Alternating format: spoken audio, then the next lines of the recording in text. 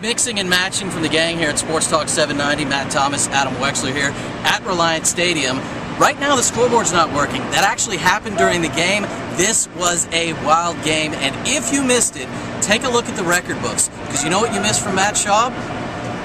An aerial leaping attack. What are the graphics you put on this?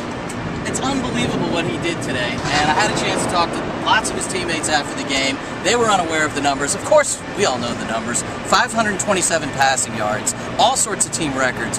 One guy in NFL history has ever thrown for more yards than Matt Schaub. Most importantly, they found a way to win when their defense turned in my opinion, their worst game of the season. The 2010 secondary appeared right here at this facility today. They were god-awful. The pass rush non-existent for the first 3.5 quarters. As they were down 2 touchdowns, it was the maybe it wasn't our day kind of thing. No, but the pass rush stepped in. Antonio Smith, Connor Barwin with a couple deflected passes. I thought Jacksonville played it uber conservative, allowing the game to get to overtime. The Shane Graham miss.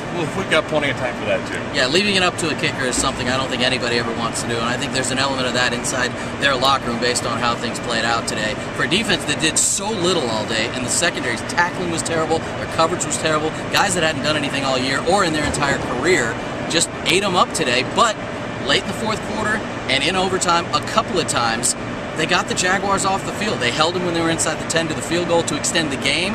They recovered from the pick, and they obviously held him on 4th down as well. And then Andre Johnson, I think he's still pretty good. I have a caller on my show. His name is Rican, if you're listening. He called the show a few weeks ago. He says, I don't know if Andre wants to play in the big games. He might have anxiety issues.